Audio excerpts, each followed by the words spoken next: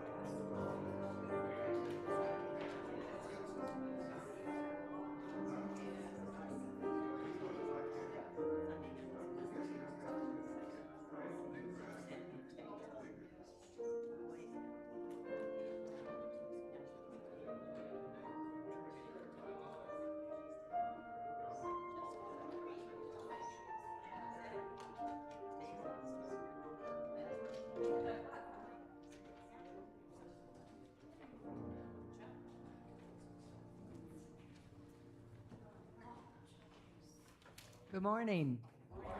Is this loud enough? Is that good? All right. I'd like to welcome you here today. My name is Joe Winkowicz, doing the announcements this morning. I'd like to also welcome those that are viewing us on the streaming service. We're glad that you're with us. So pick up the church budget on the Welcome Center if you haven't done that already. We're going to be voting on that next week at the annual meeting. And please consider coming to the annual meeting. It's an important meeting for us to come to. In your bulletin, we will be placing notification of upcoming speakers at our church. So pay attention to that. Spread the word to people that I'm sure all of the speakers that we have are great speakers, and you're going to really enjoy them. But we have a plan. We've got people prepared to be here. I wanted to remind you that we're not going to have a service, though, on August 2nd. I'd kind of like a show of hands. How many have been to the Okoboji Bible Conference? Okay, that's where we're encouraging you to go this year for the August 2nd service, and they are having a meal afterward, which will be really fun. So if you haven't been there, we encourage you to check it out. We're excited about that. Wonderful program in our area, and we just like to promote that. Please check the bulletin for ongoing prayer needs for those with health concerns. And if you have a prayer need, please let myself or somebody on the prayer team know. They meet at 5 p.m. on Monday nights.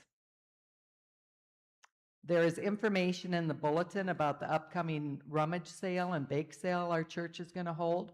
And I do not see Jolene. Is she here? She's not here. Okay. Dee, are you here? Do you want to talk a little bit about it, or just is what is in the bulletin okay? Well, pretty much. I can give you the mic. Well, the people from the streaming service won't hear you if you don't use the mic. Yeah, it's pretty much what is in your bulletin. I think one thing we wanted to really stress is that we were really light on bake sale goods last year. So if any of you like to bake or care to bake, why, we'd really appreciate your helping out with that. And we do have a sign-up sheet at the Welcome Center for help with setting up and cleaning up. So we really appreciate anything that you can help us out with. Thank you. Thank you for that. Are there any other announcements that people would like to make that's not in the bulletin?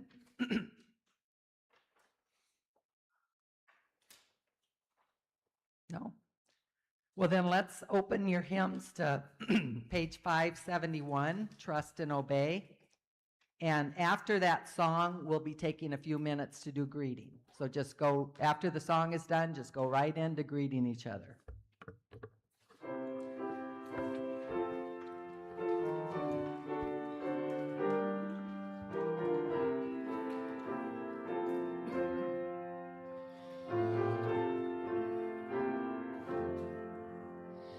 When we walk with the Lord in the light of His word, what a glory He sheds on our way.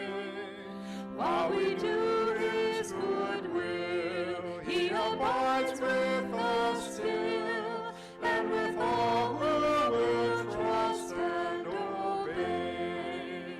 Trust and obey. For the star of the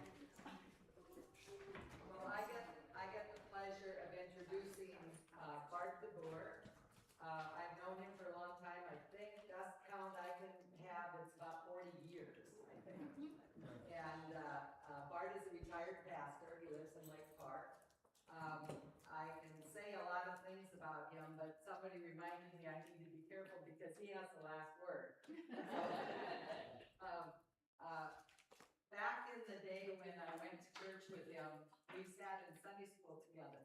And Bart asked good questions and made me think about things that I had not thought about before. I love that about him. I think I told him that then. I'll say it again now. I like the way he thinks. I like the way he shares. I was blessed by him then, and I think you'll be blessed by him today. So thanks for being with us, Bart.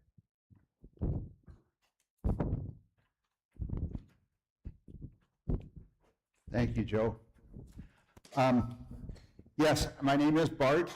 My wife and I, Sherry, we live in Lake Park. I'm going to tell you that today, you're not going to get a sermon. Okay, and I can tell you already, in some churches, I'd get a name in there. Okay? Yes, I have known Joe and her family for a long time. Come next week when Dan is going to be here, he'll give you a good sermon. So, what I want to do is something a little different. I want to share with you something that my wife and I went through. And it's an interesting story, and it's entertaining, I hope. And I think you'll make you think.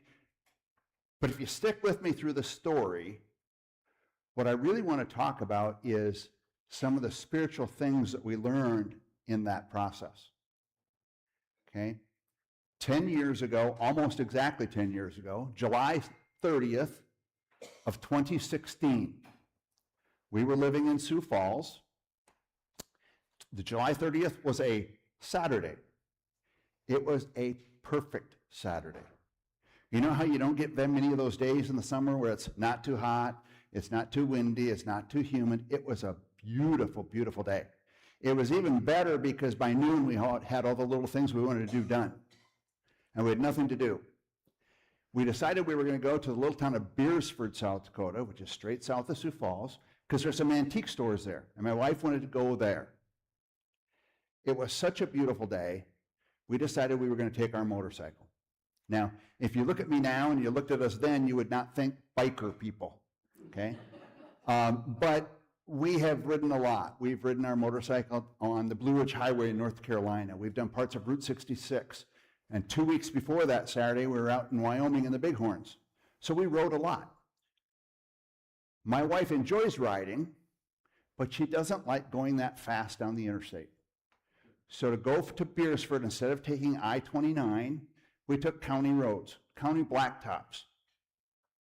As we're going south from Sioux Falls, that blacktop dead ends at Highway 18, same highway, U.S. highway that goes through Spencer. And you have to jog over a few miles before you can catch another tar road going south. As we're traveling down U.S. Highway 18 at 55 miles an hour, a farmer on a John Deere tractor coming off of a gravel road from our left doesn't stop. He hits us broadside at 50 plus miles an hour. Literally broadside. We bounced off the front of his tractor. Now, my wife has almost no recollection and any memory of that. I remember it all. I remember coming to, laying on my back. I couldn't open my eyes because it's 2:30 in the afternoon and the sun is right up there and it's blinding me from the sun. But I remember coming to, and the entire left side of my body just hurt. What do you do when you stub your toe? You want to grab it. I'm laying there, and my right hand is on my chest. And I want to reach to my left side. And nothing moves. Nothing moves. And I remember laying there thinking, this is what it's like to be paralyzed. It wasn't a panic, but it was just a reality. I'm paralyzed. Eventually, I did get my right hand to move down to my side. We had bounced all the way through the ditch and up to the edge of a cornfield. I think I killed that corn stalk that was by my side, gripping it so hard. I remember the young man, he was about 30 on this tractor. I remember the call he made to 911. Told them what happened. He made then another phone call, which we later learned was to his parents. He was single at the time. He told them something different. And I remember thinking, that doesn't make sense. You didn't tell the same story. I remember the sirens coming and the EMTs coming. I remember conversations that went on around. I remember somebody saying that they sent helicopters from both Sanford and Avera to the accident scene. I remember one helicopter was 7 minutes away, the other was 15 minutes away. I remember somebody asked the highway patrolman where they're going to land the helicopters. He said, we're going to shut the highway down. We're going to land them right on the highway.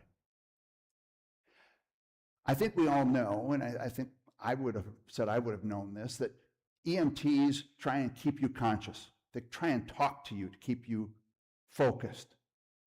I remember as they started work on me, they started asking questions. What's your name? And I told them my name. And they said, can you spell it? And I spelled it. And I said, my wallet with my driver's license and my insurance card, all my information, and my cell phone are in the right-hand saddlebag of the motorcycle. You can get it there. And they said, okay, what's your address? And I told them my address. And I said, my wallet with my driver's license and all my information and my cell phone is in the right-hand saddlebag of the motorcycle. And they said, okay, what's your date of birth?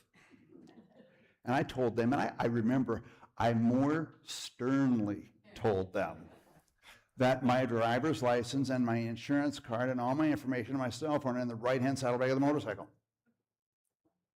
Then I started asking, they said, well, is this your wife? I said, yes. What's her name? Can you spell it? What's her date of birth? We went through all those questions again. Then they asked me, they said, okay, if this is your wife, who should we notify about your accident? I don't know. Our son lives in Sioux Falls, did then, but I know he's incredibly hard to get a hold of when he's at work. So call our daughter Ashley. She lives over a little town of Harris. So call Ashley. I even spelled her last name. And they said, what's her phone number? I don't know. It's in my cell phone, which along with my wallet is in the right-hand saddlebag of the motorcycle, folks. I actually did remember her phone number at one point. They took me by helicopter to Avera. They took my wife, Sherry, to Sanford. Whichever helicopter comes, that's where they take you. A representative from Avera Hospital called our daughter, Ashley. And she's like the rest of us. When you get your phone ringing and you don't know that number, you don't answer. They called her repeatedly, like 4 times, till she finally thought, I better answer this. They said, Ashley, your father has been in a very, very, very serious motorcycle accident. You need to come to Sioux Falls now. And she said, well, why are you calling me? Have you called my mom? Why haven't you talked to my mom? And they said, we don't have any information about your mom. Which they didn't. They said, but you need to come now. She said, well, is my mom okay? What's going on with my mom? And they said, Ashley, we don't have any information about your mother, but you need to come to Sioux Falls right now for your dad. It's serious. You need to come now. That went on for a couple minutes of questioning. She obviously took off and headed to Sioux Falls, frantically calling other family members, all the time thinking that her mother maybe didn't make it, and they weren't going to tell her that on the phone. And it wasn't until she got to Sioux Falls that she discovered that her mother was in the other hospital.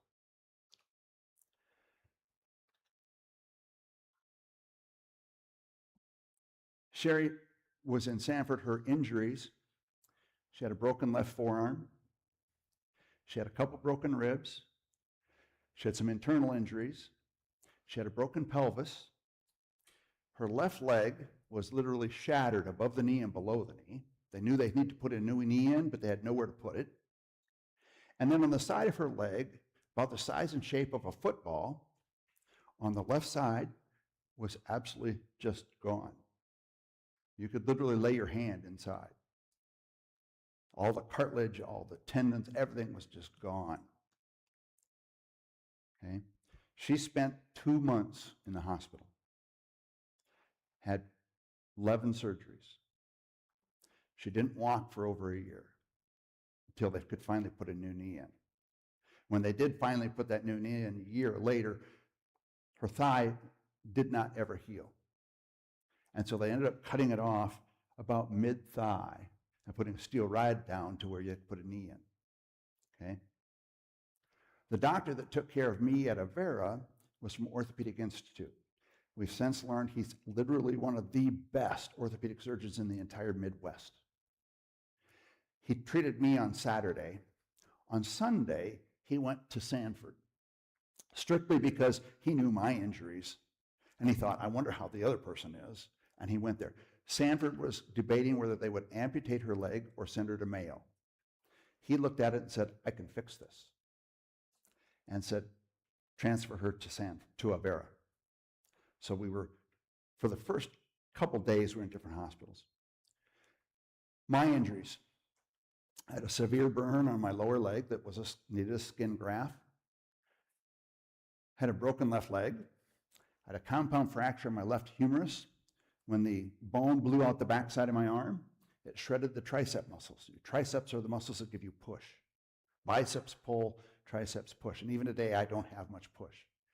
It also damaged the radial nerve which controls your hand. For about 2 months, my hand did that. And there was nothing.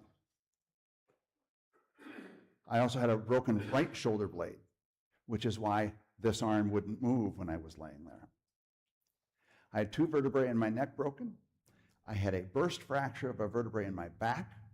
Burst fractures often result in paralysis, and that was a big issue at the very beginning. Doctors actually told our kids to go sell our house and buy us a house that's wheelchair accessible, because that might be what it is. We later found out that the motorcycle landed on top of me. I had 18 broken ribs. Of those 18, 7 were broken in the front and in the back. So there was 25 rib fractures. They had a collapsed lung. They put me on a ventilator. I then lose 2 weeks of memory. Okay? So Sherry and I are now in the same hospital, but our kids said for the first few days it was the crisis of the moment. They would rush to one hospital because they were called. They would be there and things would finally just settle down, and they'd get called to rush to the other hospital. And then back and forth for a few days. Okay? I was in the hospital for almost 3 months. I've had 15 surgeries. Now, irregardless of all that, we're very fortunate. First of all, we're fortunate that we survived.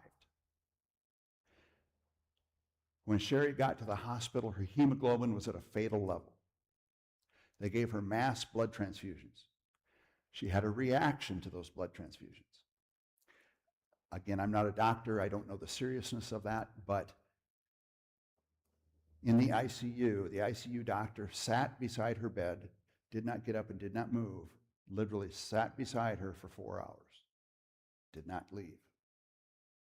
Okay? I developed an infection with my arm laying in the dirt. There's a doctor's report that I have, and what's really, it's good and it's bad. Now you can get all this stuff online, and you can see the doctor reports. I have a doctor report that says all the different injuries and all the things they're doing to fix what they're fixing, and the infection is a big long word of what it is, and all the things that they're doing to try and fix that. And the very last sentence of that report says, patient has a high probability of mortality. We are fortunate that we have survived. Okay? We are fortunate that we can walk. Our limbs are still there. They don't work the way they're supposed to some days, but we still have them. We are walking miracles. Our doctors are absolutely baffled. We had the same orthopedic surgeon. We had the same plastic surgeon for skin grafts. We are fortunate. Sioux Falls has incredible hospitals and doctors. It's just amazing that a town like that has that many people that are fantastic physicians. We can't say enough about doctors and nurses and aides and all the people in a hospital. We got to know our doctors very well. Because we had the same doctors, whenever we would have an appointment for the next probably 3 years, whenever we had one appointment, they'd just make it a double appointment, and they'd see us both. because they knew they were going to see us. Instead of having one on Tuesday and one on Thursday, they just made them together. We got to know them very well. Our orthopedic surgeon, about 2 years after the accident, we saw him in a restaurant. He was way on the other side. He just happened to see us. He had to come over and bring his kids and introduce us to his kids. 1 year after the accident, we had a party. We decided we're going to have a celebration. And so we invited everybody who visited us in the hospital. We had about 150 people show up. Our plastic surgeon cut his family vacation short so he could come and bring his wife and kids to show them what he does. Why his hours are sometimes horrible and why he sometimes misses things. So we got to know them very well. We just still have great contact with them when we do. So we're very fortunate. We're fortunate we survived. We're fortunate the doctors we had. We're also fortunate because we have a great support system. Again, being in the hospital for months, our daughter in Harris had 4 kids. For the first 6 weeks, she only went home twice. Otherwise, she stayed in Sioux Falls at our house. Her parents lived in Sibley. They came to her room all the time. She has a sister in Sibley who came all the time. Our daughter was with her all the time. I have 2 older sisters. They're both widows. They both lost their husbands young. My oldest sister lives in Rapid City, just retired as a teacher. She would leave Rapid City at 4 in the morning on Monday morning to get to Sioux Falls by 9. She then would stay in Sioux Falls until late Friday. My sister, who lived in Des Moines, owns her own business. She would come on late Friday and stay until Monday morning. They continued that rotation. One of them was in my room every day, all day long, for 2 months. For the first while, they fed me. If you're ever a younger brother and you can remember the horrible things you did to your big sisters, oh yeah, yeah. So we had great support. Now, again, we started out in separate hospitals. They moved Sherry to Avera after a few days. After 2 weeks, they moved me to Sanford. Okay? There was, in Sanford Hospital, that is now closed, but there was a hospital within the hospital. It was for long-term patient care and rehab. And so they took me over there. So now we were not in the same hospital anymore. Because of Sherry's broken pelvis, she couldn't sit in a wheelchair until just before they transferred me over. So it was 2 weeks later, she got to come into my room twice for about 3 or 4 minutes before she had to go back to her room. Otherwise, we didn't see each other. And then we didn't see each other until she got out 2 months later.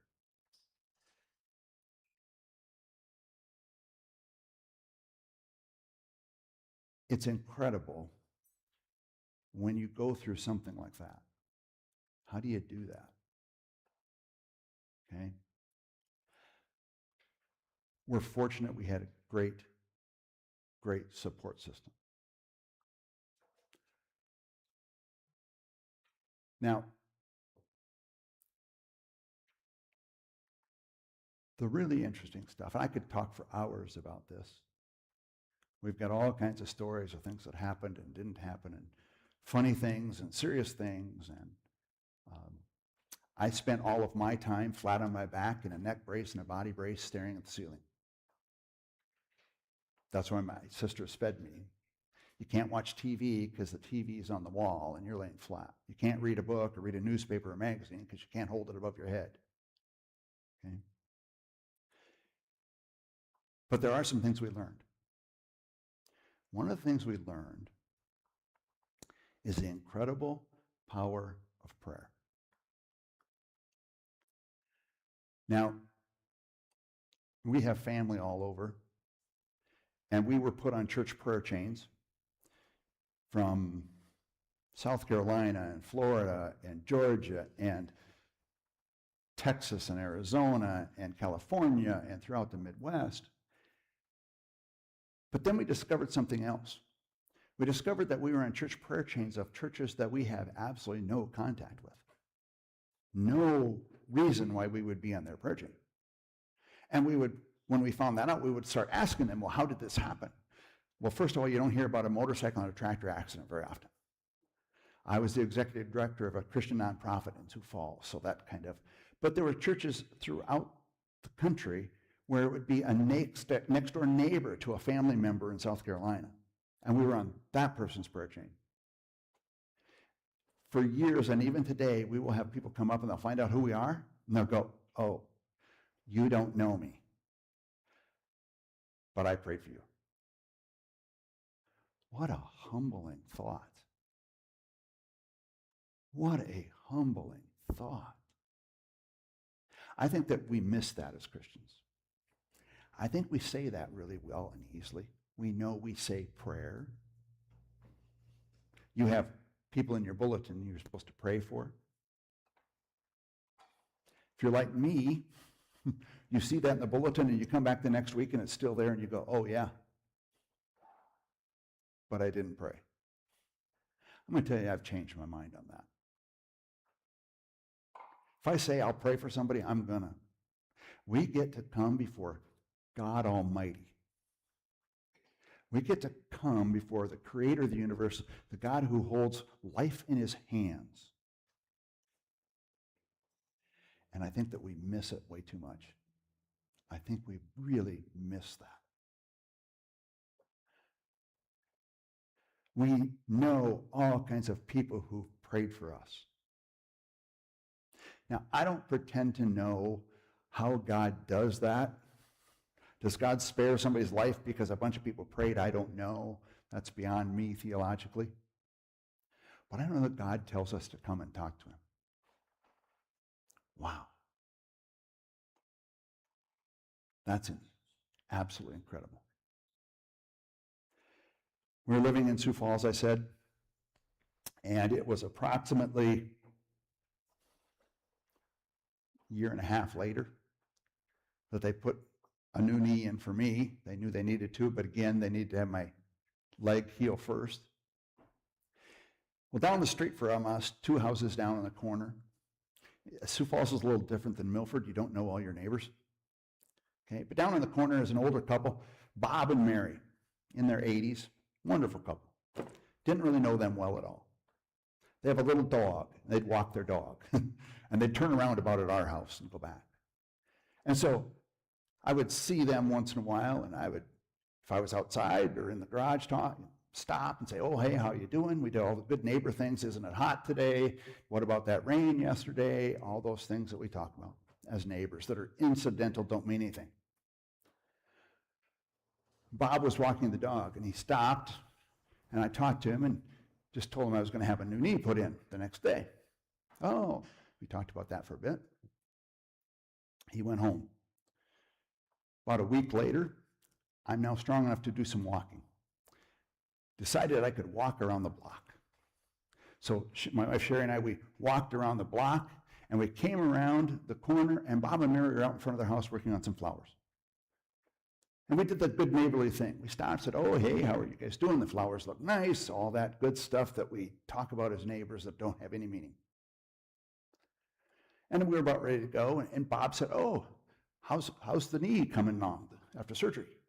I said, oh, good, walking around the block now. Everything's good. We went home, 2 houses down. We weren't there for more than a couple minutes. And our house in Sioux Falls is multi-level, and I was down in the lower level, and the doorbell rings. I kind of fussed because now I got to get up and go up a half a flight of stairs and get to the door. I don't know what Sherry was doing, but she couldn't answer. So I have to go up the stairs and get there. I get to the door and open the door, and here's Mary. She's just this tiny little frail lady, and she's just bawling. And I go into a panic.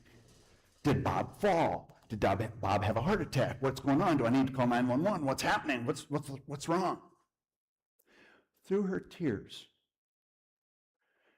she said, I am so sorry. I didn't realize who you were. She said, I prayed for you. I had to come and see how God answered my prayers. I think we miss that, folks. I think we miss that incredibly sometimes.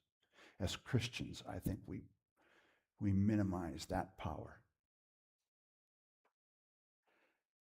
I told you I spent my time laying flat on my back staring at the ceiling. In my room at Sanford at the hospital, the ceiling tiles are 2 foot by 2 foot. Typical drop ceiling tiles. They had holes in them. Okay? Those holes are in a pattern. There is 2,401 holes in every ceiling pattern. I am not kidding you. That's not a joke or a guess. I counted them a lot because you had nothing else to do. So I started thinking. And I started asking that question. Why? God, why? I've been in church my entire life. I know that God is sovereign.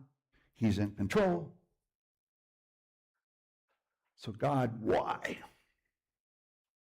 Why? As I sat there, I thought more. I'm an old farm boy. I grew up on the farm. I farmed for several years. The tractor that hit us, a John Deere 4020, if you know anything about tractors. A 4020 John Deere will go about 20 miles an hour, give or take. That's about the speed they go. And I started thinking. I've always liked math. I started doing the math. 20 miles an hour is 30 feet every second. And I began to think. Imagine going down a highway and something coming from the left on a road, gravel road, there's a stop sign, and then to the shoulder, and then to the pavement, and then to the middle of the road is about 30 feet. 1 second. Later, there are accident reconstruction people who do that, and they told us we had 9/10 of a second to react. 30 feet. And I said, why, God? God, you are sovereign, you're in control, and you couldn't even give me one lousy second. Why?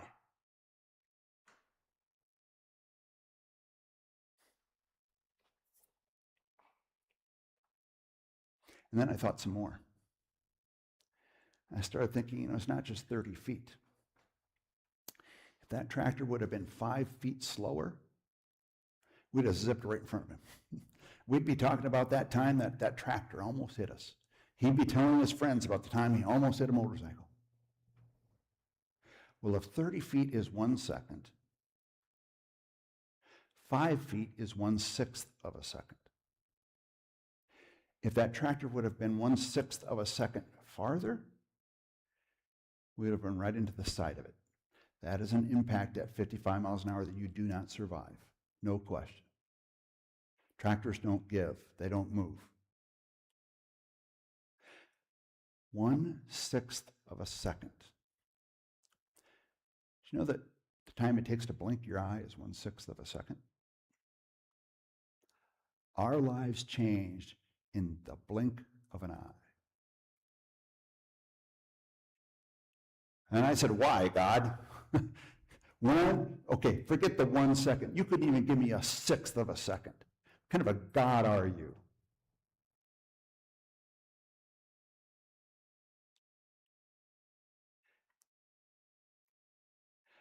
I discovered that we often in those kind of situations, we ask the wrong question. We ask why. There is no answer to that question. I will never know the answer to why, ever. It's kind of like asking how many angels can dance on the head of a pin. There is no answer.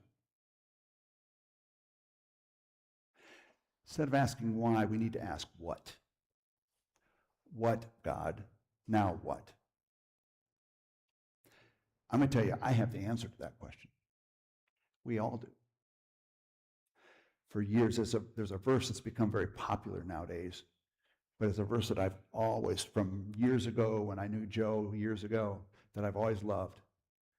Verse is Micah 6:8. I'll paraphrase it a little, but it says, "O Israel, you already know what is required of you. To seek justice, to love mercy, and to walk humbly with your God."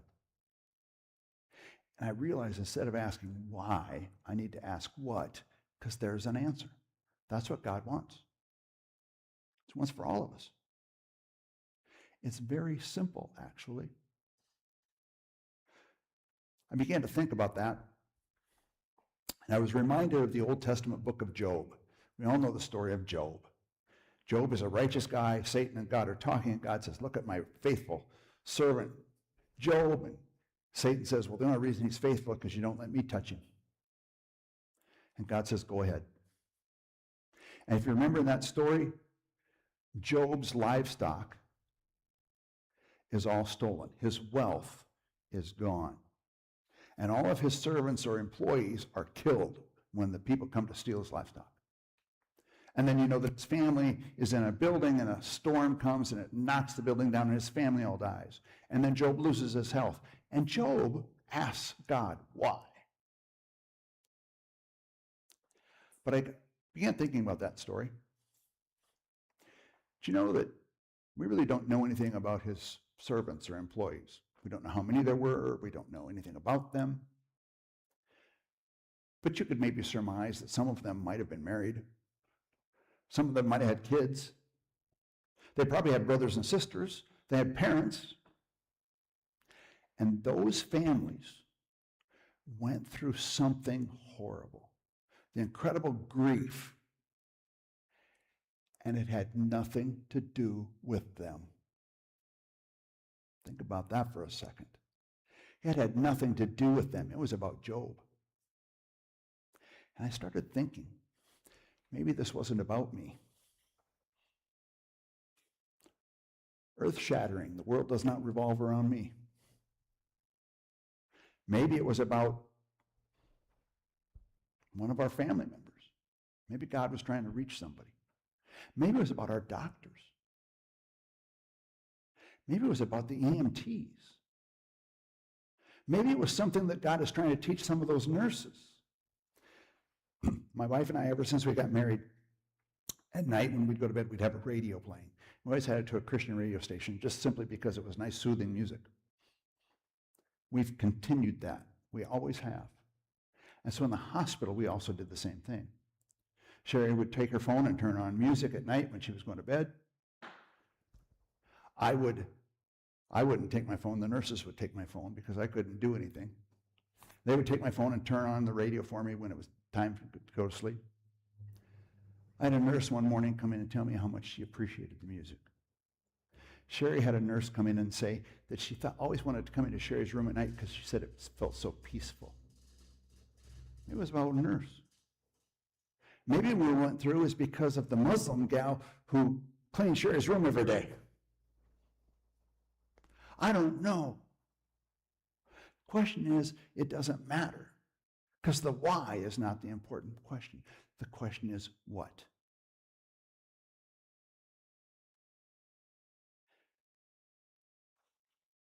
The other thing that we learned and had to deal with is this whole wonderful word that we throw out really quick and easy called forgiveness.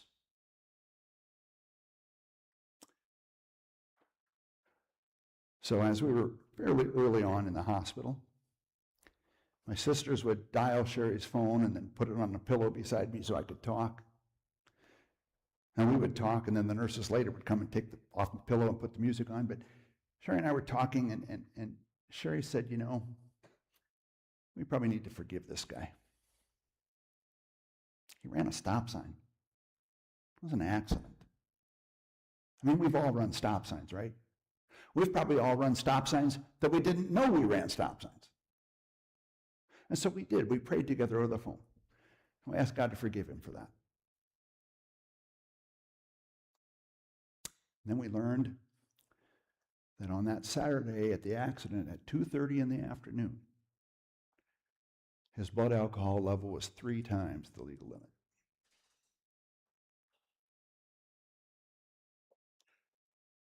I had to forgive him again. And then we learned this wasn't the first time. This wasn't even the second time. This was the third time he'd been caught. I had to forgive him again. Now, I don't want you to think that Bart is just this great, wonderful Christian guy who can do that. Okay? I remember telling multiple people as I lay in the hospital that what I really wanted was I wanted him to come to my room, and I wanted him to take his hand and set it on the table. And I wanted somebody to bring me a hammer. And I wanted to break every finger, and then his hand, and then his arm.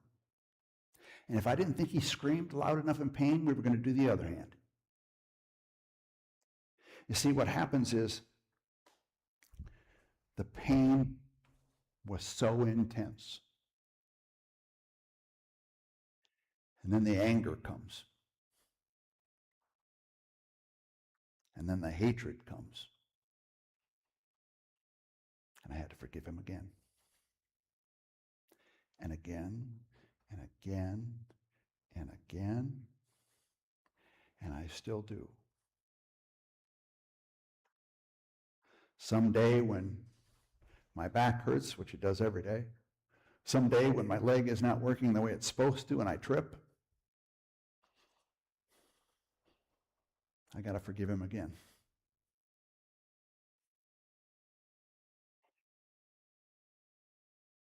Matthew 18, we read those verses where Peter comes to Jesus.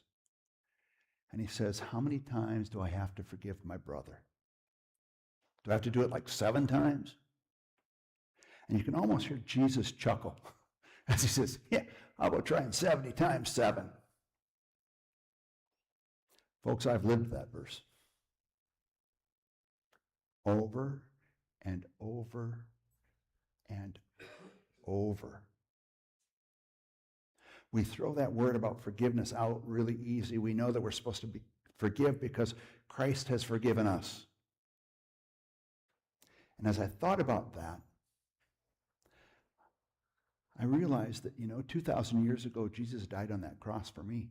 He died for my sins. He forgave me then. And then when I was a young man and I recognized my sinfulness, I cried out to God and said, forgive me. And he did. And then I sinned and he forgave me again. And again. And again.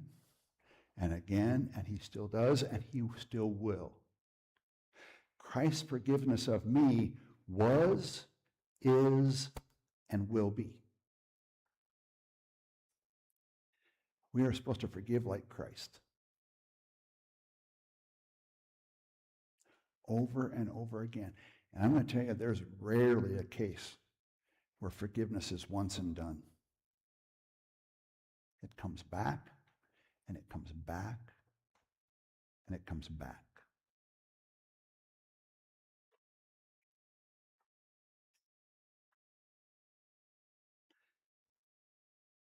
I went back to college in my 40s, got a seminary degree in pastoral ministries with an emphasis on conflict management.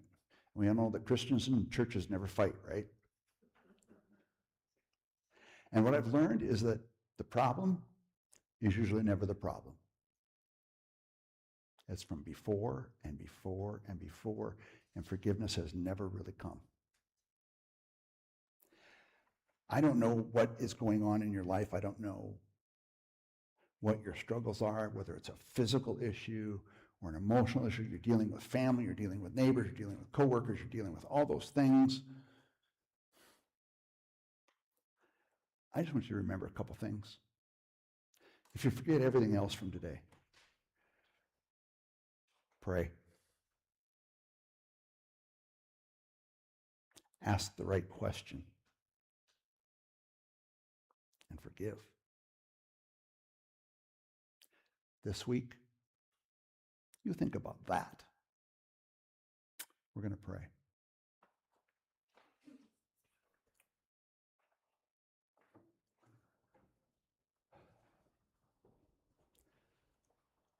Heavenly Father, we come to you and we come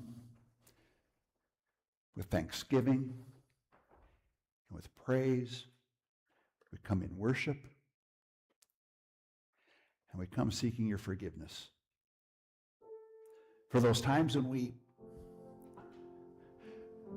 talk the Christian walk, but we don't walk the walk. We talk about praying for others, but we don't do it. Father, when we question you, when we hold something against someone, Father, there's so many things going on in our lives, in our communities, in our states, in our nation, and in the world, and they're all horrible and they're all difficult, but you are still God.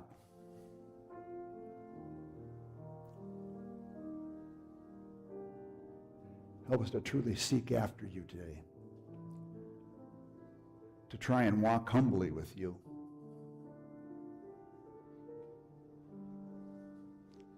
to love mercy and forgiveness,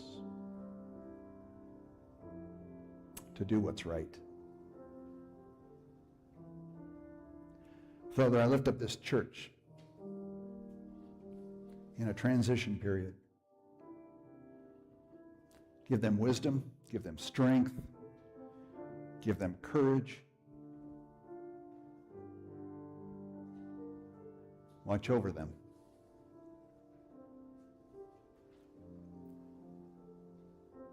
This morning, we bring all that stuff to you because you are God. And we come to you in the name of our Savior, Jesus Christ. Amen.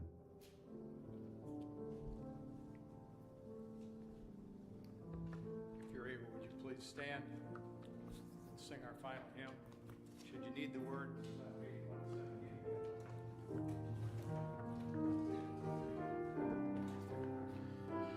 Give thanks with a grateful heart. Give thanks to the Holy One. Give thanks because He's given Jesus Christ, His Son. Give thanks with a grateful heart. Give thanks to the Holy One. Give thanks because He's given Jesus Christ, His Son. And now let the weak say, I am strong. Let the poor say, I am rich, because of what the Lord has done for us. And now let the weak say, I am strong. Let the poor say, I am rich, because of what the Lord has